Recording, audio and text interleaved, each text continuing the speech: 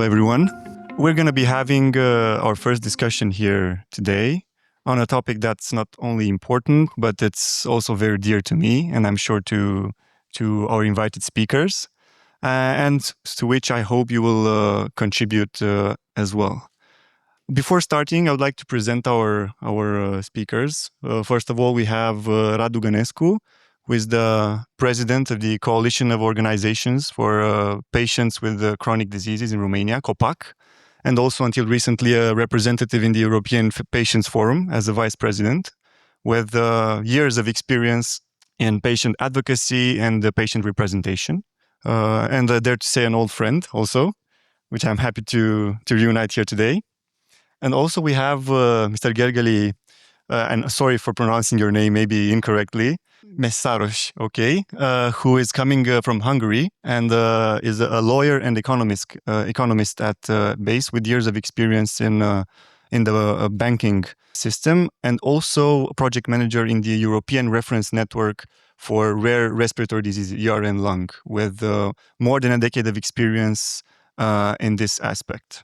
Of course, both of our speakers have many hats that they're working on, but not to prolong the bios, they'll be coming to us today in the capacity of their experience with rare diseases.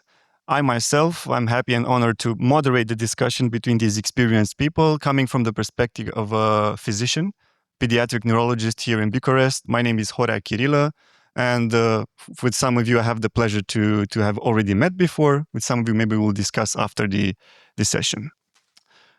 This being said, before starting the discussion about rare diseases, I just want you to, I want to ask a question to the room for which I don't need an answer right away. I just want to have a pondering thought in the back of our minds while we're listening to the discussion.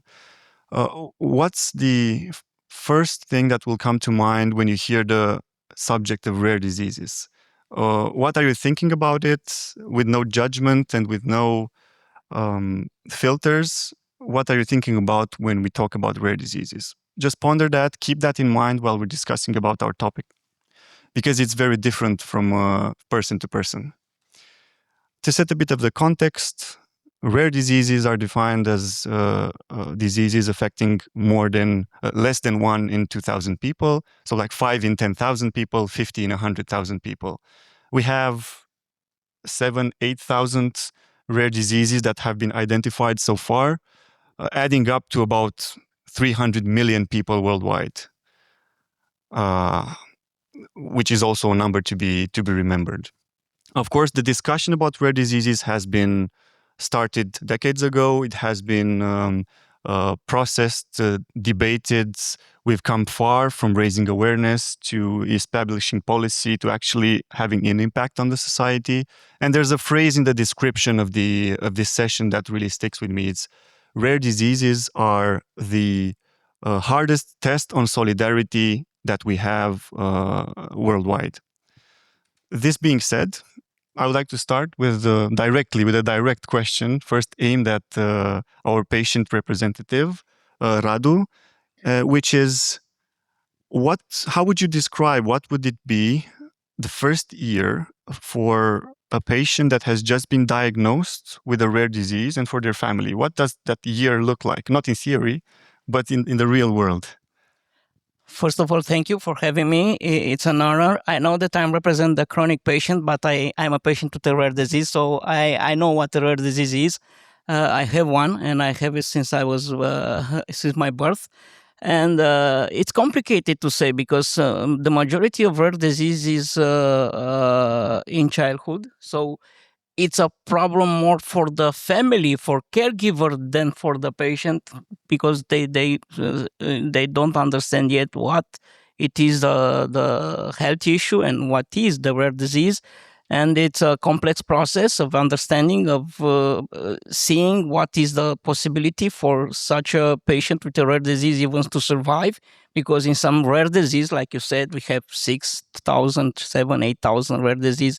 There is no treatment. There is no alternative for these patients, and the majority of them, the only process is to dying. So it's complex system. It's a complex problem. in my point of view, if we discuss about first year after the diagnostic, the problem is until the diagnostic you have, because it's many years that you need to go in the health system, and I'm now referring only to Romania. In majority of the health system, there is a so complex circuit for the patient to be diagnosed, because the system are different, the complex problem from the system, the lack of multidisciplinary team, lack of the finance solution, lack of the equipment for diagnostic, and until now, it's what we discussed before the panel. It's a complex system for the patient to go in a reference center. And we know, especially in Romania, you need to go to the GPs. You have a lot of tests, a lot of investigation that sometimes they are not relevant. You need to a specialist, but what kind of specialist? Where you find the specialist? It's a complex program appointment, a complex system to go to the specialist, to go from specialist to specialist, to coordinate between specialists. And in Romania, we're not yet digitalized, and you have to have a lot of papers with you to go to this doctor. So this complexity of the system until you are diagnosed, it's more complicated than after the diagnosis. After the diagnosis, practically it's a little bit of relaxing, because you know that you are in a point, you understand what is the point. Now you need to find solution. And the problem is if you have a solution or not. And there is another problem after the diagnostic. I must say it is a problem in the Romanian system, that you can find out there is a treatment, but it's not in your country. This is the biggest problem for Romanian patients and for the Romanian caregiver. They have a patient with a rare disease, because they need to go in different process, going in sue the national health insurance, or sell everything they have and go outside in a different European country. And this is another journey that it's very complicated for Romanian patients. Thank you very much. And you touched a very important point that I would like to address a bit later in one of our discussion points. And you've presented the situation in Romania in a very compressed and efficient way. I would just like to ask Gheraghele if the situation that you've heard from Radu about how the Romanian patient journey, does it look like other European countries from your experience throughout the European Union? Is it the norm? Is it an exception? Many thanks for the question, and it's a great pleasure to be here. Let's juggle a little bit with the numbers. You already mentioned 300 million and so on. Most recently, there was a very nice initiative from EURORDIS. This is an umbrella association of rare disease patient organization, which was called the 30 million causes, which means that in the European Union, we have 30 million rare disease patients. But I need to stress that rare diseases are mainly impacting not only or solely the patient, him or herself, but the whole family. As we heard, mainly pediatric diseases we are facing. So it's impacting even more or multiple people. We heard that there might be a very difficult process how these patients are identified. We heard lots of numbers about how many rare diseases are currently we have managed to identify. So once you try to think a little bit within or from the patient view, you are dealing with some very serious symptoms and you are visiting the GPs, the general practitioners, as we heard. So let's juggle with another number.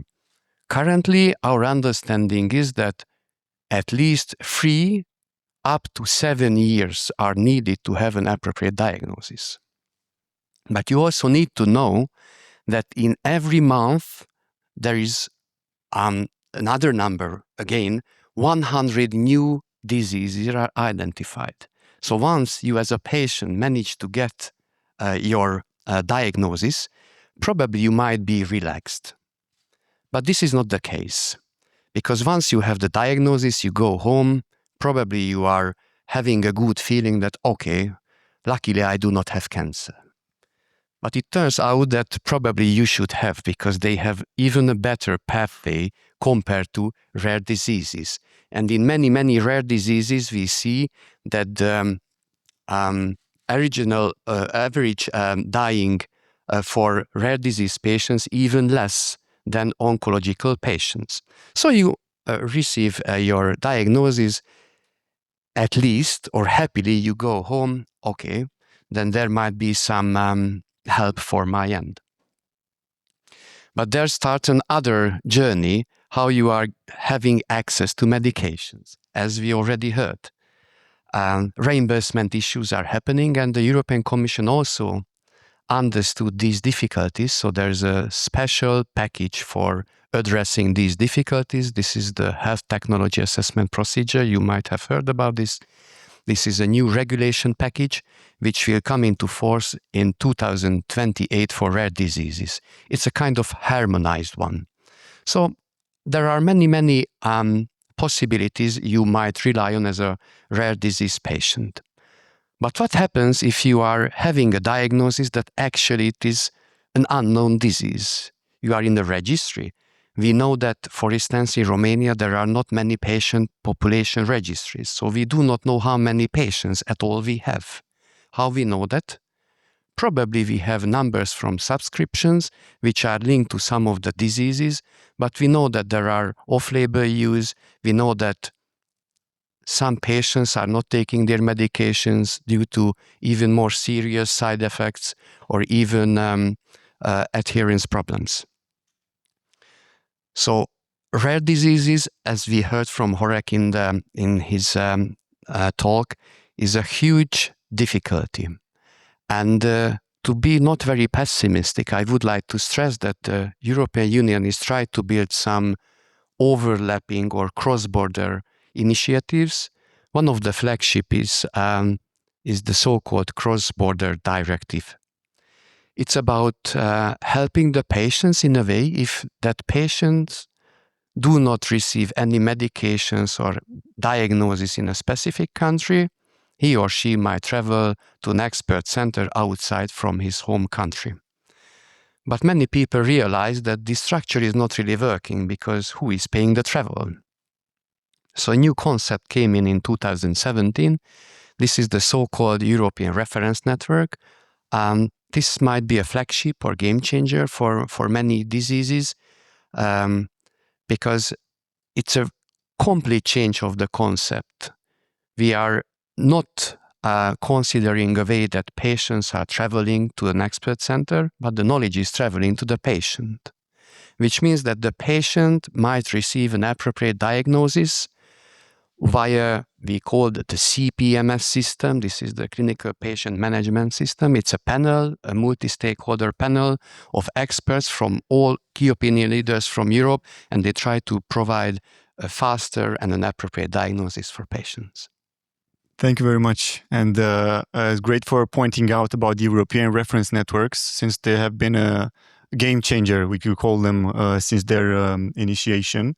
And I think everyone is familiar in this room of stakeholders, the role of the European reference networks for providing access to quality healthcare to our patients.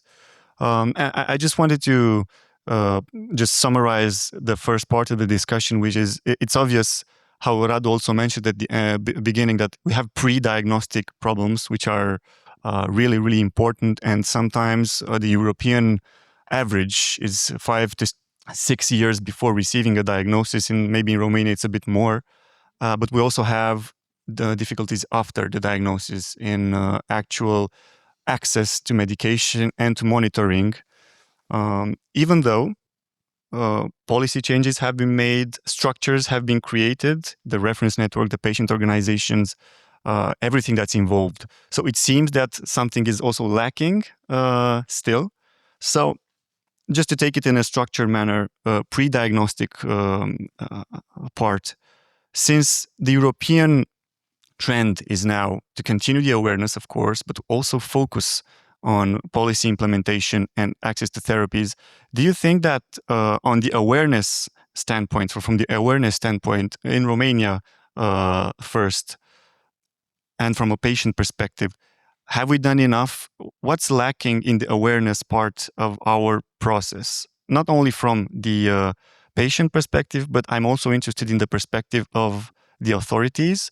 Should we do more awareness in the economical part, in the lawmaking part, in the people that are not directly involved in the process? Maybe Radu first, or the question is for both of you. Yeah, if you ask me, awareness is such a big important issue in everything that it's about health system, because we discuss about patient education, about healthcare education, and we see the innovation is going faster and faster. We discuss about digitalization, AI, and other new technology. So we need to do awareness in this part about rare disease. But I want to tell you something, and I don't want to be bad as a patient representative, but I need to tell you this. It's happened this last Friday. A patient that is with my disease, rare disease, major thalassemia, was in a hospital, in a big hospital in Bucharest. And when she go to the hospital for some investigation, the doctor asked her, "You have this diagnostic?" "Yes." "And you have 47? "Yes." "It's impossible." This happened last Friday in a big hospital in Bucharest. We need awareness, of course. We need education. We need education in our community. We need education in the patient and in the healthcare community, and we do that. I think every patient organization in their statute first title is awareness, and go from there. But I think we need to go outside the circle. It's what we discuss about and what you ask us. Okay, we are in the circle. We know about this.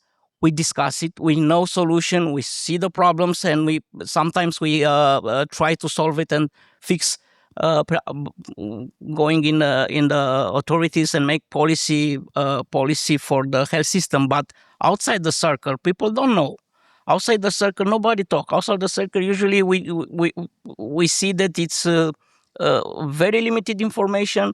We see that even now that we are in 2026 and we have internet on the phone, on the watch and everything, we see information that is not real. It's fake information, and it's very important for us, for the scientific community, for the authorities to go and make awareness. It's not something that is only on the shoulders of the patient community. No, it's not supposed to be only for the patient community to do that. It's for all of us that we are in the circle and we know about the issue, we know about the problem. We need to go outside and talk about this. And indeed, we need to go and talk with the finance, Ministry of Finance. And why? Because we have a national strategy for rare disease that is supposed to be financed, and is not. And this is a big issue because we want to resolve the problem. We cannot resolve the problem if the people that decide it, if they can help or not, they are not aware of the problem. So of course, we need to go outside and look, not only Romanian level, also in European and other levels. And coming from another perspective on the other side of the spectrum. Yeah, probably we should step back a little bit, because naturally healthcare systems are built for more prevalent diseases. So it's very difficult for rare disease patient advocates expect that in a small town, general practitioner is aware of the 7,000 rare disease cases. However, as it was mentioned a couple of times, awareness is very important. For instance, in rare respiratory field, in pulmonary hypertension, we made a very nice video, which was about heartbeats. And our message was that physicians should sometimes think of a zebra when they hear a heartbeat, because it might be a rare disease or rare condition. On the other hand, once it comes to awareness, it should not be only focused on the general public. However, physicians should be also addressed. I was honored to be part as a patient advocate with my colleague in a development of a clinical guideline for pulmonary hypertension. And probably many in the room might not know that for a specific disease like pulmonary hypertension, a treatment guideline is more than 150 pages. It's only one disease. So what we figured out that we build a so-called lay summary, not even for patients, but for general practitioners, for pulmonologists, because we believe that once they manage to at least identify the chance that it might be a rare disease, then we made a very important step. And these patients can be then easily referred to reference centers. It might be a faster diagnosis, as we discussed. But on top of that, patient organizations are making many raising awareness activities, and I receive lots of positive feedback on that. Once there was a TV interview or a radio interview, our patient association leaders are receiving many telephone calls or emails and asking whether or not they might be living with that specific rare disease, which generate a kind of understanding of rare diseases. Some of the patient organization are visiting schools and providing in a very funny way some of the symptoms which might also contribute to a better understanding of the general public of rare diseases. Thank you very much. I just want to pinpoint a little bit about how the patient organization and going in different activity. For example, even us and other patient organization, they go in different medical congress, and discuss about the patient perspective and the patient, let's say the day-by-day life. That is not only about the treatment, it's not only what you do when you go to the doctor and they see you as a medical point of view, but it's important also about the quality of life and about your life that you have. And if you are a patient with rare disease, we can say that even now in Romania, we have a little bit discrimination. We cannot say that it's not like this. It is, and we need to fight with that, and we need to work with that. This one part of the awareness that we need to do, and the second one is the activity that we do it alongside with the scientific community, because we cannot go alone. We need to have medical point of view in every material that a patient organization is delivering for the community, even if it's online, if it's on internet or a web page or social media. We need to do it alongside with the scientific community. Then this is an important part about the awareness. That's fair. And from what I can understand and from what I can see from my own experience, even with all these actions that are taking place and the efforts of the patient organizations, the efforts of the professionals, mainly in the inner circle that we've discussed about, usually not enough, even though the actions are positive. And from what I see, there aren't many people that inherently don't want to help when they should. Usually people would like to contribute in some instance, but most of the time they would be too, let's say, busy with their own interests, like Mr. John said earlier, busy with their own interests, and the time will be very little. So from our experience, the easiest way to try to provide the information for the GPs, let's say the ones in the rural areas who don't know and will not, we cannot expect them to know all the 7,000 diseases, is to compress it down to bite-sized information that could be actually processed in the easiest, the most essential information that can speed the process along and help the diagnostic process. Because, of course, if we limit the time of the diagnostic process and we're able to actually have a faster process, we then reach the other milestone, which is the post-diagnostic therapeutic process, in which, of course, there are many problems. We will not have time to discuss all of them, but I just wanted to ask this. The European reference network were created specifically for this, to provide access to the patients when they didn't have it. Do you think that those are doing their job as they're supposed to do them? Are they limited by something?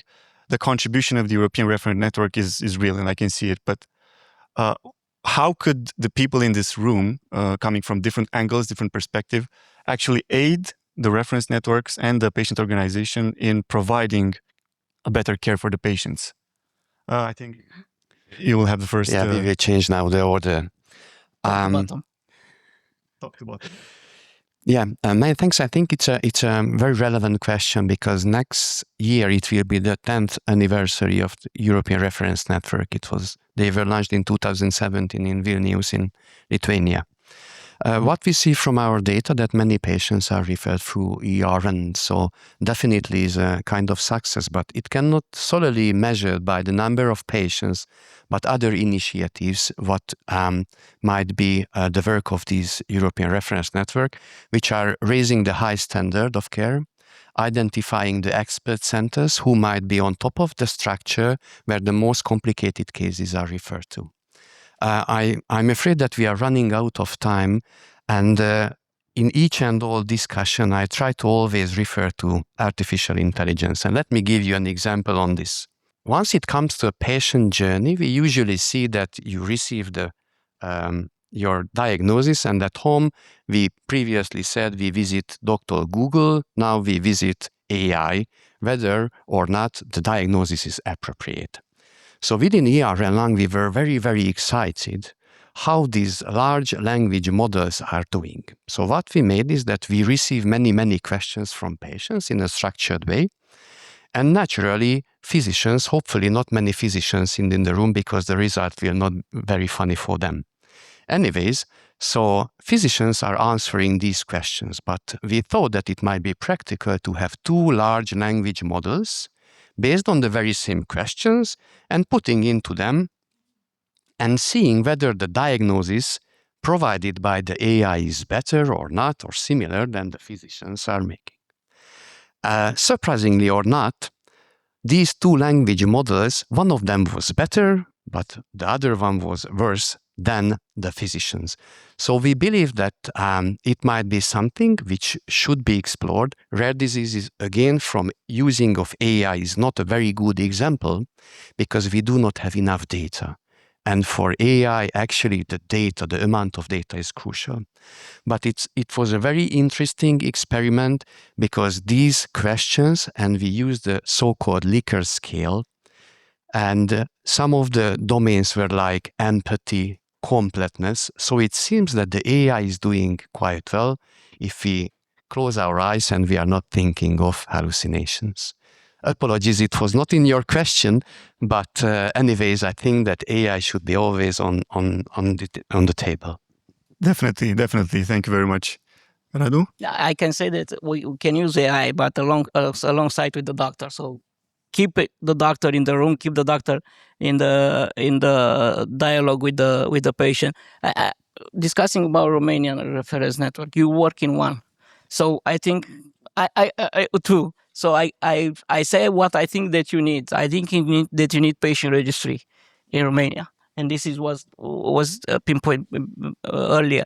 I think that we need that this reference center to be on different level of payment of the services because they work with a complex diagnosis, with a complex equipment, and they work in a network that they need to have professional in different specialties. So it's complicated in Romania where you have hospital or where they don't have different specialties, they don't have a lot of doctors, to keep them in one center in order to have a reference center that can give a real diagnostic.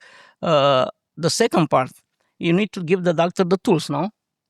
Beside the center, beside the machines. And I come back to the first answer to my answer to you. If you don't have the treatment, what you do with the patients? And one big issue in Romania, and I pinpoint this because it's a discussion so many years that I'm bored about discussion. The process of the medication of off-label medication. And in rare disease, off-label medication is something must. That unfortunately we cannot do it. I don't know why. We have a committee in the health minister. I'm a member in this committee. We have a draft already since 2026, 2025, and something is stuck. And if we don't go and finalize this, will be a big issue from now on, and it is a big issue from now on. So I think we need so many things to do in our reference center, and I'm sure that in the future, the near future, we'll develop more reference center, because we have different pathologies that are not covered yet in Romania.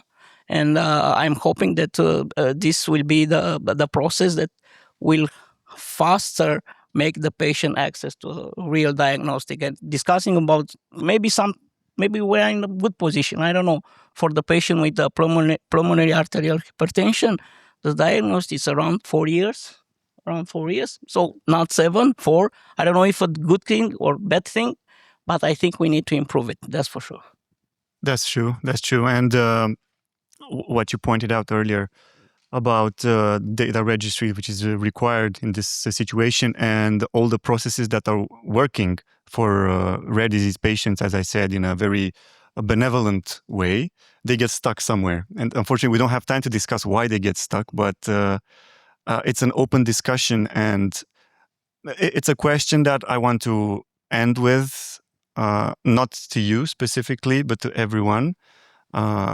Linking to the question that we've said in the beginning, how do you feel about rare disease? What do you think about rare disease when you're first discussing about it? Is the reason for the process is getting stuck? Why do you think this happens?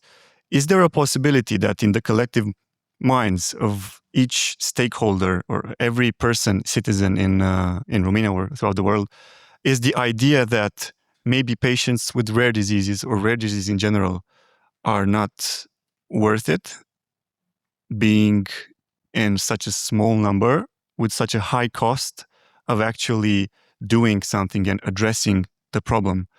Because if that's the case, it turns from a problem of equity to a problem of efficiency. And this says a lot about our human values. I took the liberty of ending on all of this in the Aspen spirit of challenging the values of the participants. And I would be happy to continue the discussions in the break. If you would have, and if you want any final notes, I think that would be the time. If not, it was an honor for me to discuss with you, and I hope it's the first of many. Thank you very much.